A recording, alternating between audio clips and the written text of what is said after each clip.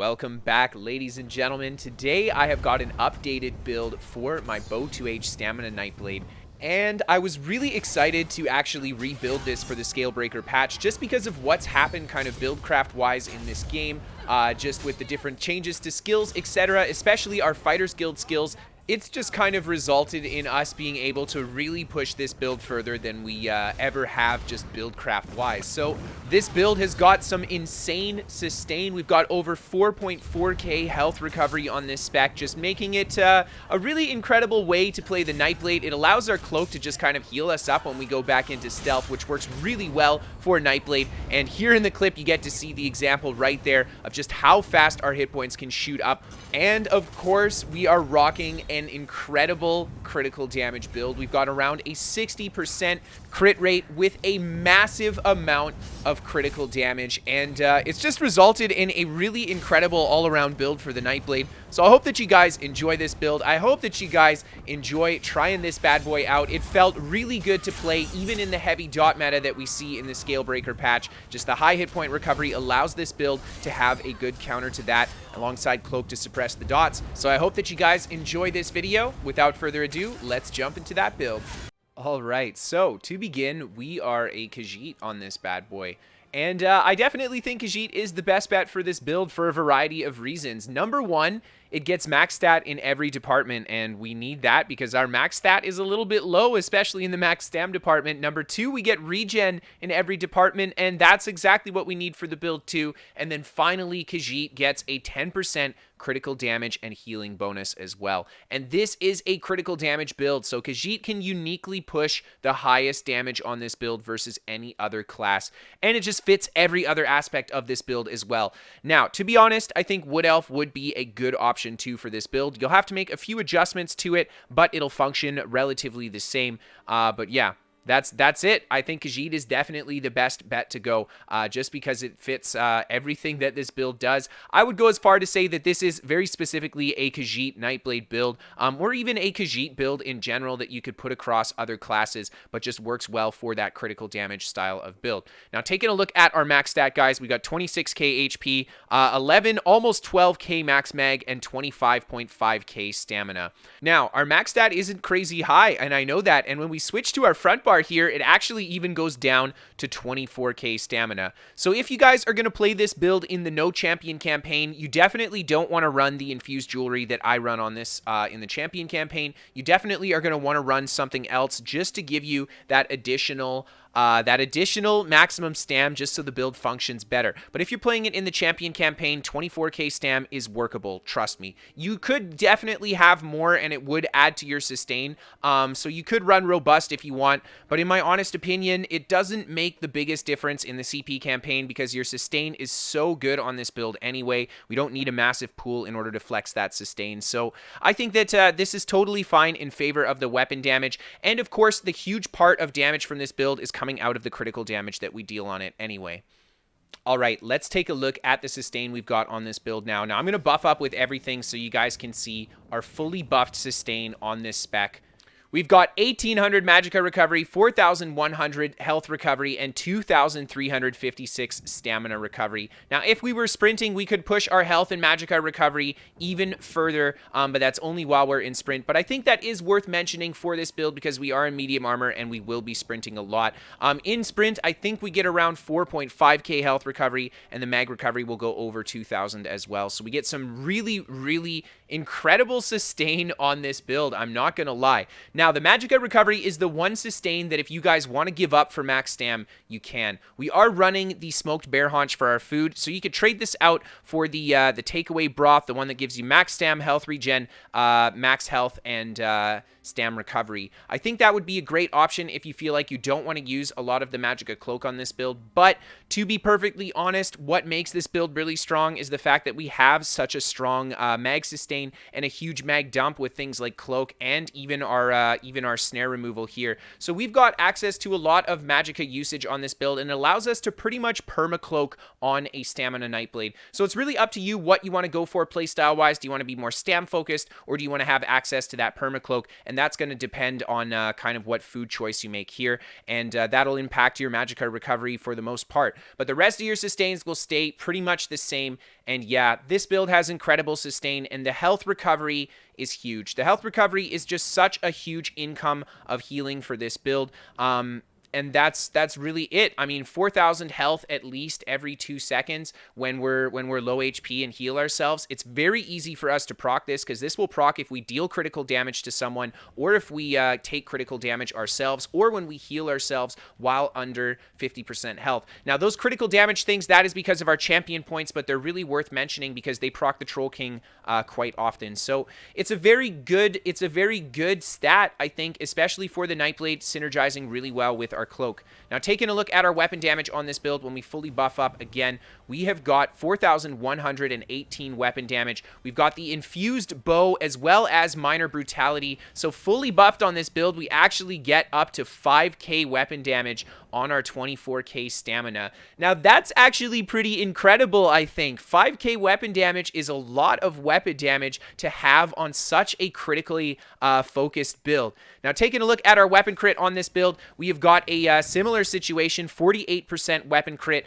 Now, this buffs up to 55, almost 56% crit when we land a critical hit, and that's because we get the minor critical damage bonus from our Nightblade passives.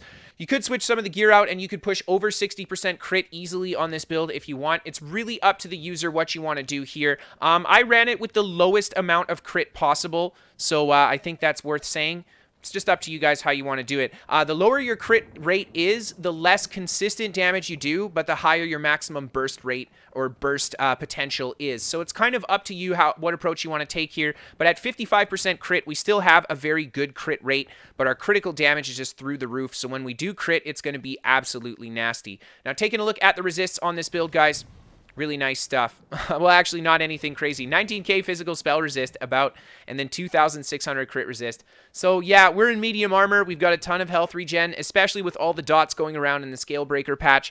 I think the high healing power, high health regen route is way more effective for our build than trying to just have a lot of resists. And our cloak is going to suppress a lot of dots, too. And with the mag sustain we have, we can stay in cloak very long. So, you know, we don't need a huge amount of resist on this build. We've got the big HP cushion for burst too. Honestly, this is pretty ideal for this medium armor spec. Now, taking a look at the Mundus, we have got the Shadow, and this is where more of our critical damage is going to come from on this build. Let's count up the critical damage on this spec for you guys. So we got 13% from the Shadow plus the 50% base, so that brings us up to 63. Nightblade is going to be another 10%, plus Khajiit is going to be another 10%, so that's 83%. We got Minor Force for 93%. We are running the Senche set on our back bar for another 12%. And then last but certainly not least, we have got our champion points. And that is going to bring us home for the last 19% critical damage, bringing us up to 124% critical damage on this build. So yeah, that pretty much means that our opponent is going to have 7k plus impen if they want to actually negate our critical damage. Maybe someone does have that much impen, but probably not. It just means that when we crit, we're always going to hit hard, and that's really what we want from such a critically focused build like this. Now, the food that we're running, of course, is the Smoked Bear Haunch, and I talked about this. If you guys want to have a little bit less cloak gameplay and a little bit more max stam to work with, you can switch this out for the Artaeum Takeaway Broth. Both of these foods are fairly expensive, but I would definitely say both are totally worth because you get the health recovery, and this build really plays into the health recovery, and we'll look into why the health recovery is so important from your food as well when we take a look at the sets. Now, taking a look at the consumable that we're using on this build, I went, of course, with the Essence of Health, just to restore all of our resources and give us all of our regens. Very important because we're running such a regen-focused build that we get all 3 major buffs here. And then Nightblade, of course, gets a bonus to all their regens as well. So that's a really nice just stack with these major buffs that we get here, too. Now, taking a look at the sets, guys, the first set that we have is the Troll King. And we talked about this. This is definitely a really good set for this build. Now, something I want to mention is that for our glyphs here, we actually have a few tri-stat Hacky Joes on, so we could actually have almost 25k max stam on our front bar if we were to change these glyphs out, and I would actually recommend that you run full max stam glyphs on this if you can. But getting back to the Troll King set here, gives us a little bit of healing done, and then 1548 health recovery if we heal ourselves while our health is below 50%. And this goes on for our allies too, but we have no friendly heals on this build, so it only really affects ourselves. Yeah, what a fantastic set for the Nightblade. Honestly, this health recovery allows us to just have that healing over time to counter things like the dot meta and just give us the ability to really come back if we manage to get in that cloak. Even if we cloak on really low HP, the Troll King plus our rally, I mean, we have no trouble easily shooting right back up to full HP with this build. And yeah, Troll King's going to be a big part of that. Now, moving on to the next set, guys, and this is a set that I have really, really wanted to bring back in a build for a long time, and I'm so happy to finally do it. Willow's Path. Oh my gosh. Mag recovery, stam recovery, health recovery, and we increase all our sustains by 15%, stacking with all the other percent bonuses we get to our sustains, and just the raw max sustain that we have on this build from our Zorga's Bear Haunch, the Troll King set, and of course the Willow's Path 2, 3, 4 piece, and a little bit from Sensei 2. Yeah. It's just incredible, and we're a Khajiit too, so Khajiit gets more out of this than any other class would as well. So yeah, this is just absolutely fantastic set for a Nightblade in general, and I really wanted to make it work, and I'm so glad I was able to put it in the build this patch, and it's just because of the changes they made to how sets and some of the Fighters Guild skills work this patch, I was able to fit it in. So yeah, this is really the secret to why our health regen is so high and our other regens are so high too. Willow's Path is a fantastic set, and we get a massive amount of sustain out of that 5-piece on this build. Now, taking a look at our next set, we, of course, have the Sensei's Bite, and this is for that roll dodge to give us that critical damage bonus for 8 seconds after we roll. Now, this is a nice buff. We were running Archer's Mind before, and Archer's Mind gives us the 15% total critical bonus when we attack out of stealth. So Sensei's is a little bit less critical damage bonus, but I think I like this so much better because this is just more consistent. Archer's Mind is only out of stealth. With this Sensei set, we get this bonus even if we attack out of stealth, which is exactly what we want. We want the bonus up as often as possible, whether we're in cloak or not. So this is just going to be a better set all around because you'll get more mileage out of it, even though it does a little bit less maximum damage.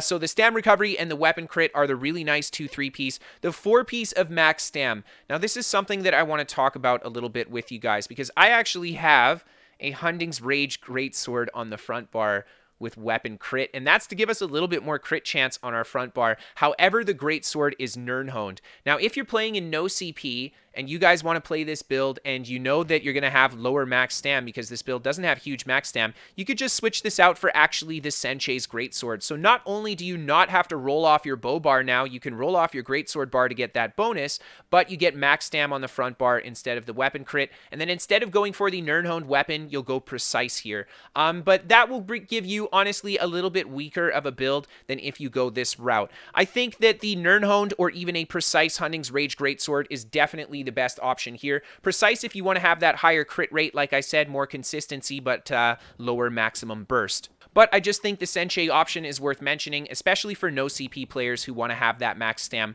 maybe, and still even have some infused in the jewelry. Now, taking a look at the potion here, we have got the Brutality Draining Poison, and this is for that minor weapon damage bonus when we attack. Yeah, I just really like this poison. It's just really nice for dealing outgoing, increasing our outgoing damage and healing, especially on a build where we have so many multipliers going into our crit damage. Increasing our base weapon damage, which we managed to crank pretty high on this build, is pretty sweet. Now, the enchant on our bow is, of course, infused with the weapon spell damage enchant. Very important for a burst build, especially if we're going to run bow back bar, because we can always lead with that light or bow heavy attack, regardless of our distance from our opponent, to make sure we keep this buff up.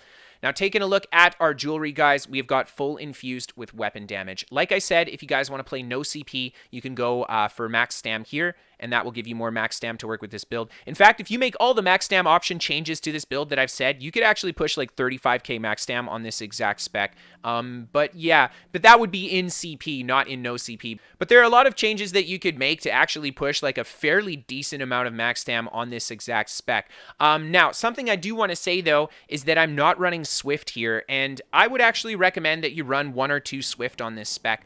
I didn't have any, and I kind of missed it. I really like the additional speed that it gives. We're not running the Steed Mundus because we need the Shadow for the additional critical damage, so the speed will have to come from Swift here. So it's up to you guys if you want to do that. You could actually just go full infused too. If you want to do like stronger upfront fighting, full infused is better, but for just general solo world PvP, having a couple Swift would definitely be nice on this spec.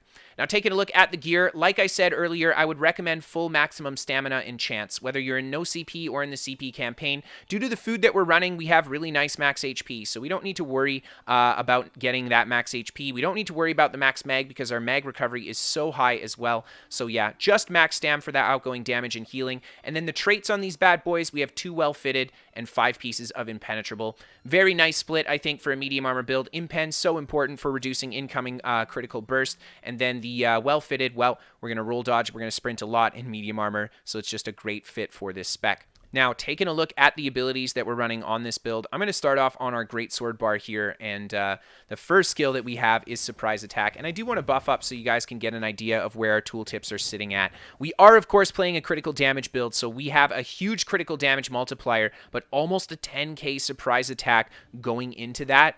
Yeah, we are going to be doing some nice damage to people with this spec. And of course, if we flank the enemy, we reduce their physical resist by 5% on this build as well. Now, the armor penetration of this version of the Critblade is much better than it used to be, and we'll get into that as we check out some more of the abilities that we're running. Now, attacking out of stealth, of course, is also going to stun the enemy and set them off balance for 3 seconds. So this is a really nice access to a stun for us too. Now, moving on to our next ability, we've got Ambush, and Ambush is going to be our primary gap closer for the build. It also applies minor vulnerability, and we get Empower for our next light attack. This is fantastic. We're going to do a bow heavy attack out of our stealth into our ambush, and then we're going to do a light attack, a surprise attack, and a bash. And this combo here is going to do so much damage just because of, well, the fact that it's meant to do that much damage. The minor vulnerability is going to stack with everything. We get the surprise attack, armor pierce, everything. I mean, yeah, really nice combo. Ambush, such a good gap closer for the Nightblade. And something worth mentioning is that you can use this gap closer while immobilized, giving it a little bit of a superior edge versus other gap closers. However, you cannot block while using ambush, whereas you can while using other gap closers. So yeah, give and take, but nonetheless, a really fantastic gap closer to help you just push that damage against your opponent. Now, the next ability we have is Camouflaged Hunter, and this is here for 2 reasons. Well, 3 reasons, but 2 of them are the passive slots. The Major Savagery, is just absolutely fantastic. We get that weapon crit buff that we need on our front bar, and of course, we get a little bit of weapon damage bonus for slotting a Fighter's Guild skill here, and we get that minor Berserk when we attack an opponent from the flank, increasing our damage done by 8%. So much damage coming out of this build just from attacking, and we get all of these kind of offensive buffs just from using our 2 offensive skills here and having the passive Camouflaged Hunter slot. Really nice stuff, just giving us big burst off of our combos as long as we keep attacking from the side and behind. And last but not least, this is actually our Stealth Detect. It's very expensive to use for a Stealth Detect, but it is the only Stealth Detect we have on this build, so I think that's worth mentioning. Now, moving on to our next skill, we have got Rally. This is going to be access to our Major Brutality buff, our minor Endurance buff for the stam recovery as well. Really nice to stack even more sustain on this build. And it's going to be, of course, a nice big burst heal for the spec. Now, this is most of the time how you're going to proc your Troll King set, but if you have your champion point set up right, you will be procking Troll King a lot just from attacking and getting attacked as well. But yeah, Rally is just a really nice burst heal this patch, paired with our health regen. 1 Rally, 1 tick of health regen, and you're likely right back up to full health. And then finally, we have got Turn Evil. And I opted for Turn Evil instead of the Nightblade Fear for the big reason that, well, we gain that weapon damage for slotting the Fighter's Guild skill here. So the other Fear does cost Magicka, and we do have the Sustain in our Magicka pool to use that as a mag dump for sure. But I wanted that extra weapon damage on our front bar, so that's why we have got Turn Evil here. Now, alternatively, you guys could actually run the Magicka Fear, and I am running Reaper's Mark on the front bar, or on the back bar. You could switch that instead of Turn Evil. Your weapon damage will go down by a little bit, but your weapon crit will go up by a little bit. So both skills are great to slot either one on the front bar. It's kind of up to you. It's more dependent on whether you want to use Magicka or Stamina for your Fear. But either of these abilities do the same thing. The one thing I will say is that Turn Evil has a smaller radius than the Nightblade's Magicka Fear. So from a stun perspective, the Nightblade Fear is better, but from a damage perspective, I think we get a little bit more out of Turn Evil. Now, moving on to the next ability, we have got Incapacitating Strike. Now, this ultimate is kind of up to you guys here. I'll buff up so you can see the in-cap tooltip, 15.5k. nice stuff. Not an insane tooltip, but like I said, we have that really high critical damage multiplier. So when we land the crits with this, it's going to deal so much damage. Now, it does have a cast time now in the Scalebreaker patch, and I really don't like the cast times this patch, but we're a Nightblade and we have Cloak, so opponents can't see us doing the cast time out of stealth, and that's why I think it's still worth it to keep in-cap on the Nightblade here. Now, you could actually switch out in-cap for the two-hand ultimate to Berserker Strike into Onslaught for the Armor Pierce. It's totally up to you which ultimate you want to run here. I just went with in-cap because it's cheaper, and I personally like to go for the cheaper ult because more often than not, I want to have that ult up again to burst the next target. So that's why I went with in-cap, and of course, slotting in-cap is going to give us a little bit more weapon crit chance on our front bar, which is a little bit of why I wanted to slot it here too. However, that being said, guys, you know, it's really up to you what you want to do here. Regarding your front weapon, if you use Onslaught, you want to use a Greatsword, but if you're using in-cap, you should actually use a Maul. I'm just using a Greatsword because that's the only Hunting's Rage I had at the time, so I didn't want to make the new weapon for it and upgrade it and everything, but I would actually recommend if you were running the same bar setup as me, you use a Maul on this build instead of the Greatsword. Now, taking a look at our back bar here, the first ability we have is Poison Injection, and this is going to be your primary damage over time for the build. Now, coming out of the Scalebreaker patch into Dragonhold, this is going to get nerfed a lot, but I would still use this on this build just to help us close those kills. The bonus damage it deals when your opponent's under 50% health is really what makes Poison Injection a good skill, because we want that big tick with the rest of our combo, not necessarily the ticks to kind of wear our opponent down, because it's not what it's going to do even during the Scalebreaker patch. We don't have enough dot damage to say, hey, this is really going to wear our opponent down. This is really to get those big ticks when their health begins to drop.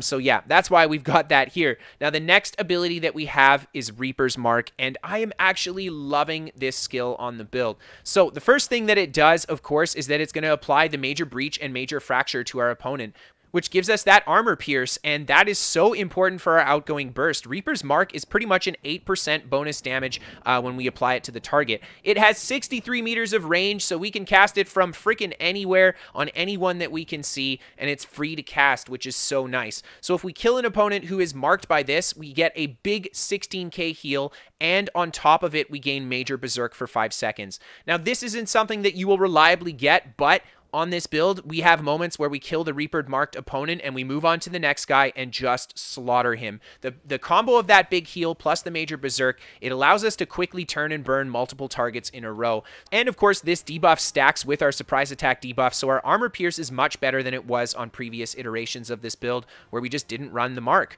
So you could actually run the mark that gives you the stealth detect if you want, and that's going to be another option to deal with enemy Nightblades. It's really up to you, but we do have the stealth detect on our front bar already, so I think Reaper's Mark was a good option to just slot in here. Now, the next skill that we have is Race Against Time, and this is going to be access to, of course, Major Expedition outside of our dodge roll, so a Magicka dump for Major Expedition, which is really nice. It just allows us to have a lot more control over where we're using our resources and help our overall sustain. It's going to make us immune to snares and immobilize for 2 seconds, so it helps keep us mobile, and without the Swift on, this is a must-have, I think. If you didn't have the Swift and you didn't have Race Against Time, you would get locked down pretty easily on this build, but Race Against Time just allows us to have a really good option to prevent us from getting snared into place, plus the medium armor, really good combo. And then last but not least, we get that minor force buff. Really nice for that critical damage bonus. Yeah, we're playing a crit build, 10% crit damage, man. We've got to have it. So moving on to our next skill here, we've got Shadow Image, and this is one of my favorite Nightblade skills just for juking. We, of course, summon the Shade that deals a little bit of damage. It'll inflict minor maim on the target, which is really nice just for a 1v1 perspective, but we can teleport back to the Shade after we've casted it, and that just makes it such a good skill for kiting out opponents. It just allows us to just move around quickly. If we're in a situation where we get locked down really hard, we can shade out of it to a safe location if we set the shade down before. So it's a really nice skill just to save us from those really dangerous situations where none of our other defensive skills will save us. And then last but not least, guys, we've got Shadowy Disguise. This is going to give us those 3 seconds of invisibility, and of course we get a guaranteed critical hit coming out of our invisibility as well. So we're playing a crit build. Nice to have that guaranteed crit, especially for things like our ultimate, which we will almost likely always be using out of stealth. We're going to lead with the in-cap, meaning we'll have a guaranteed in-cap crit on our biggest hitting skill. So really, really nice in that perspective too. And then last but not least, guys, we have got Temporal Guard on the back bar here. This is another teleport just for trolling. And of course, the big passive slot is that minor protection, 8% damage reduction. Absolutely fantastic. Now, you don't need to run Temporal Guard here. You can run any ultimate you want. I just like having that minor passive slot. This mixed with the health regen, yeah, we're really trolly on this build. I really like this combination. And finally, guys, let's take a look at those champion points. Starting off in our tower tree, we've got 9 Warlord and 1 in Bashing Focus. I've got very little in these trees here because we dumped everything in the Lover tree. 64 Mooncap, 64 Healthy, and 49 Arcanist.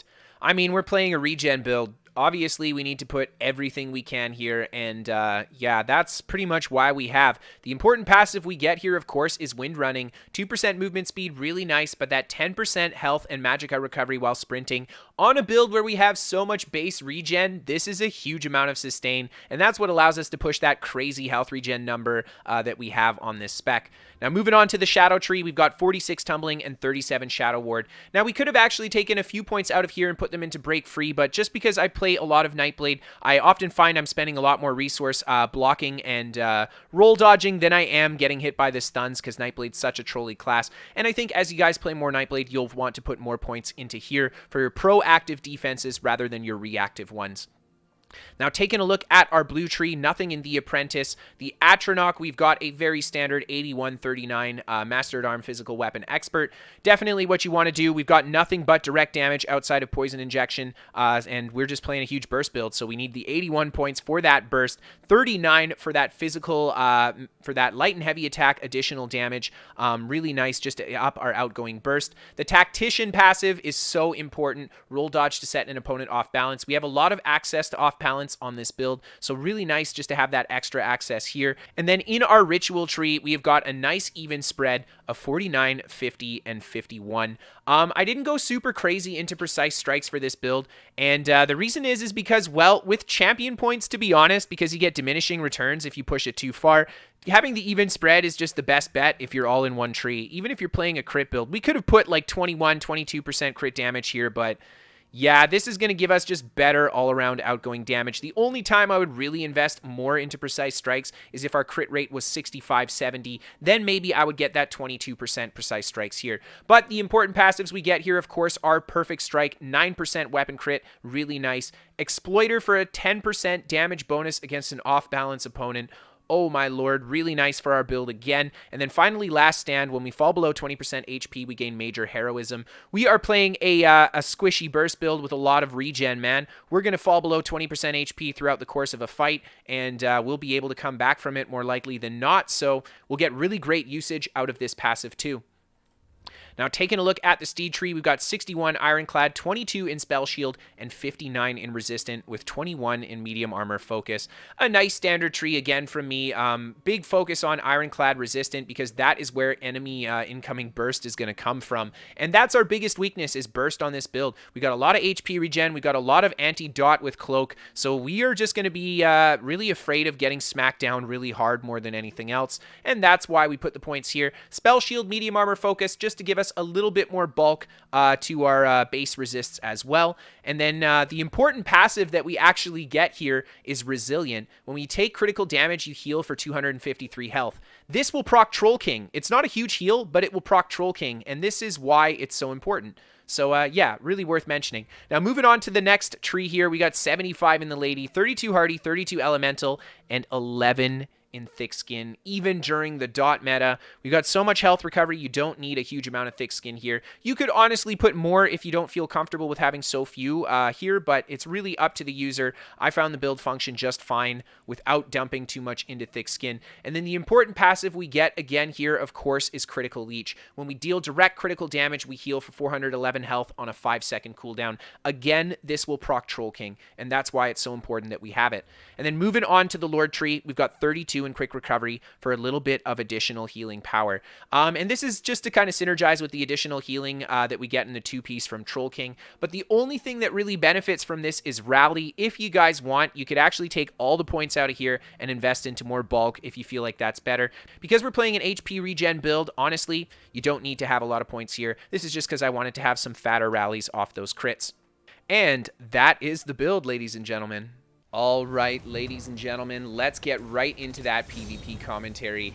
And of course, I filmed this build during the Imperial City Sewer event, so all of our fights are going to be down in the sewers. But nonetheless, I got some really awesome fights on this build, and I got to really just test it in a bunch of different situations against a variety of different opponents. So starting off here, we picked off the first player in the tunnel there, and I try to go for some pressure on that player there, but he's just holding his block, and the rest of the players are kind of aware of my presence, so I decide, okay, let's just switch positions again. We're just going to go for this player here, get a nice kill off on him before he even pulls his weapon out, and we're just going to go back into stealth, and I'm going to work my way all the way towards the AD tunnel. Now, the only reason I'm doing this is because I just wanted to make sure that I knew how many AD were in here before I started this this engagement here. So we see the guy at the doorway there. We're going to quickly pick him off. Right off the bat, you guys can see that we have just a lot of crit damage, and we're just going to hit these guys hard. Whenever we hit them, we'll hit them nice and hard. Even if our opponent has a lot of impen on, our crit damage multiplier is so high, we're still going to get that nice big chunky damage against them.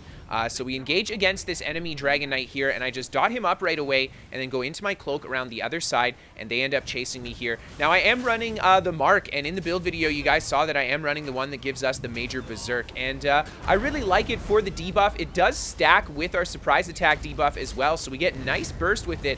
And there you see these players putting a lot of pressure on me here. They're dumping the ults as well, and I just had set the shade down earlier, and we're going to shade back. The importance of setting the shade down on this build, I think especially if you're not going to run any Swift on it, you've got to have that shade for mobility. Now, in the next patch, they're going to be nerfing the amount of distance that you can teleport back to shade with, so that's not going to be the best, to be honest, but I think it's still definitely a necessity for the Nightblade. Maybe next patch run a little bit more Swift on this build. I'm not really sure. But as you guys can see, I just kited out the yellow group here, and I'm just going to kite back to the staircase. And the whole goal here was to not have to fight them all bunched up in the tunnel, and that's exactly what we got. We got a nice off-balance stun with the bow heavy attack there, and we go for the ultimate on this Sork, finishing him off with the surprise attack. And now we've got two other yellow players on top of us here. I just dot one of them up, and we're going to go for our Mark into the partial charged heavy, the ambush, the light attack, surprise attack, bash. A nice clean combo to bring that guy down. And we hit this guy with the light attack into the surprise attack out of stealth off of our bow bar. Now, the reason that that stuns our opponent is because the bow light slash heavy attack is a projectile, and your surprise attack is a melee instant cancel. So if you cancel it fast enough, your surprise attack actually lands first coming out of cloak. So it allows you to actually guarantee that stun, but still get your light or heavy attack in on that combo as well. So something that I think you guys might want to practice if you want to play a build like this, just getting that extra light attack damage in definitely makes a big difference into sealing the kills. And here we go. We've kited at, the group out just a little bit more, and I'm just kind of playing in the tunnels here. The cool thing about Nightblade is that we can definitely have a lot of viability fighting out in the open because we have stealth, of course. There you see we go for the in cap on this Sork here, and she does not realize she can CC break the silence there, so we just finish her off, the poor girl, and we're just going to rebuff, and the yellow players turn it around, noticing that one of their guys have gone down. They're going to try for the re-engage here. I just rebuff around the corner, and then I stealth so I don't show myself when I re-engage with them. And then I stealth again, pretending to go into the tunnel. So they're all looking at the tunnel, and I've gone for the direction shift to the side of the group, and now I jump on top of the side of these guys here. A nice combo on this player here, but she does a great job blocking that attack. Doesn't go down to the combo. We dot her up there, and she doesn't block that one. So down she goes, and we're just going to turn around and stealth right away, opening on the next player. He's very squishy. We finish him off with the two surprise attacks out of stealth there, and we're just going to rebuff again, go back into our cloak, and re-engage. One thing I do want to note about my gameplay is that I am not very good at keeping that forward momentum buff up. I've played this build a lot, but not with forward momentum in the past. It is a newer skill for this build compared to the older iterations, so I guess I'm just not used to it on the Nightblade. I guess I've played a lot of Bow 2H Nightblade, so I have kind of a preferred style on it, I guess, and preferred skills. So this was kind of cool, at least, to just play around with the different abilities. And having the forward momentum, I think, on this build makes a huge difference when we get the snares on us and we get locked down. We don't have only the shade as the option to deal with snares. We've got forward momentum as well. And there you see we finish off the last yellow player. We're just going to reset our buffs, and I actually decide to head towards the center again, just looking for more players here as we have fought a majority of the yellow that are sitting at the spawn there already. And we run into some guys that are just coming towards this door here, and this guy's trying to get through the door. I quickly hit him with the poison injection, and I don't want to let him get through the door, so I put him in combat there, and then he ends up stealthing away and healing up, so we're just going to reset our buffs again. I pop out of stealth for a moment to reset the buffs and then just re-stealth. We don't want to sit out of stealth for a long time because we don't want to get ganked too hard. And there you see we just drop down on top of the Sork. The enemy Nightblade drops the ballista, but I stick out the damage on the Sork there, and we finish him off with the surprise attack out of stealth. And 3 blue players come flying out of nowhere, and they finish off the last yellow player here. Now, I actually do my best to try to not engage with the blue, and this is because we're down in the yellow side of the sewers, and there's just probably only these 3 blue here, right?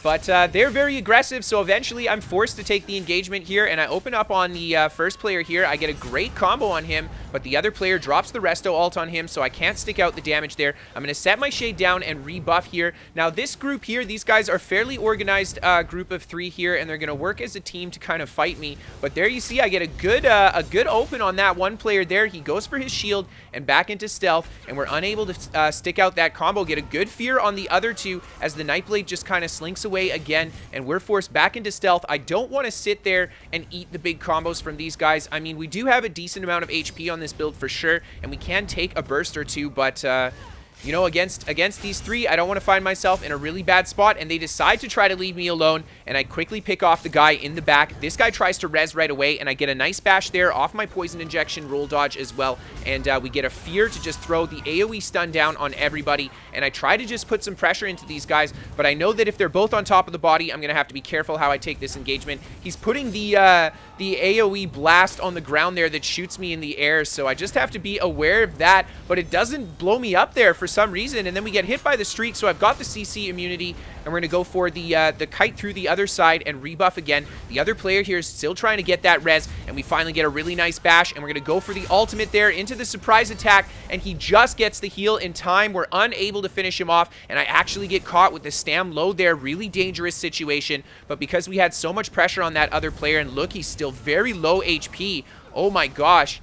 And there he goes. We capped the last guy off, and now we have just got this enemy sorcerer left to fight here. And we have a good fight against him. Out of the 3, he is very, very difficult to kill, not because he's relatively tanky. Look at how squishy he is. A fantastic counter Dawnbreaker to stun me, just so he can get that heal off and kite back around here. And we're just going to continue to chase him around in the sewers here. And this is one spot where I would say, to be honest, if we had had the Swift, I think we could have closed a kill faster on this player. And that's just because he is on a Stam Sork, and Stam Sork is quick, and when he starts kiting us with his streak, it makes it really hard for us to keep up. And yeah, that's the one place where Swift would make a really big difference.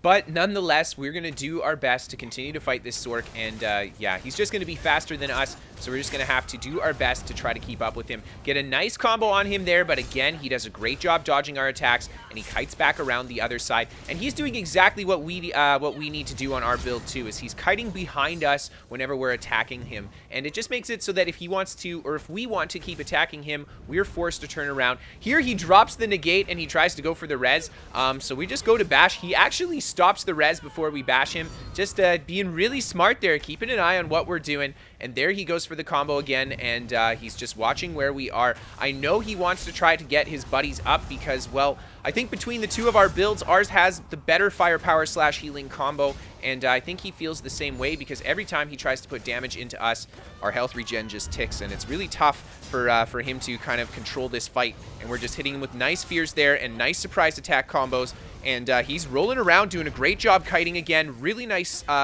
stun with his streak, but again, we just got him outfired, and there we see another fear. He does a good job dodging the in cap there, and you know, unfortunately, that's the way it's gonna be with in cap and stuff nowadays. We get a good bash off on him there, and he almost bring him down. I'm gonna remark him there, try to get the surprise attacks, and we finally get him after the dodge roll, bringing the last Sork down, and we move on back towards the yellow spawn again. We had a long fight against those blues, so I decided, okay, we'll check out how yellow's doing. We left them alone for a while here, and we find an enemy player here. He goes for the Mage Light right away, and we just keep sidestepping behind him and stuff, and Yeah, this guy's not turning his camera quickly. We just quickly pick that guy off. We're going to reset our buffs here. We see the enemy Nightblade, but he goes into stealth. So I decide, okay, we're going to open up against the next guy here. There we see he goes for his draining shot, and I actually roll the attack. I try to go for the partial charged off-balance stun, but he ends up rolling that as well, and then he cloaks just as we go for our combo out of there. So a good job on his part, just keeping his defense up as he knows that we're waiting for him to kind of drop his defense to open our combo there. And again, he goes for the cloak right at the right moment, knowing that there's a potential attacker waiting in stealth, and we're forced to use our shade to just kite back out of there again. Set the shade down. I tried to set the shade down there again, but it's important that we make sure that we use the shade in these kinds of fights, especially when we start to get outnumbered. There we see we finally set the shade again, and it just means that if we get ourselves in a really sticky spot where stealth's not going to save us, just like that, we can get behind everybody as well. And there we see a really nice juke against the opposing group. We're going to go for the combo on that guy there, kill him off, and then just keep heading down out the other side of the tunnel here, and yellow's going to start to pour out of this entrance. And, well, here they come. There's 3 players. They come around first, and I just go right behind them right away. Like I said, again, all you ever want to do, especially when you fight solo, is just constantly force turnarounds from your opponents. And this is great because the other 2 players didn't even realize that I had opened up on their other player behind. And I take advantage of that and just keep pushing in towards the yellow base here. We get popped out of stealth right away. There you see we get a really nice partial charge off balance as we dodge the sorcerer's frags. And that's kind of a nice thing to do if your opponent's going to go for a channeled attack like frags. You can just dodge and do the partial charged heavy off the dodge cancel, and it just gives you that free stun slash evasive maneuver, which is really nice. And here we see we're just taking a bit of pressure. The other Templar there went into his bat swarm and stuff, so we just kited out, set our shade down again, just resetting our buffs and just playing around in the tunnels here. Nightblade just so good at that tricky style of gameplay, just moving around, teleporting, stealthing, and there you see again, we try to open on another player in the tunnels here. We get hit by these other players here. The Sork just pulling us out of stealth with his curse, and we see someone just popping the Mage Light like crazy as well, and I'm forced to retreat out of the fight yet again. And, well, I actually cut off the fight for you guys here, but I definitely re-engage with them for 5 more minutes or so and end up losing all my stones. But we don't kill anybody, so moving on to the next fight here.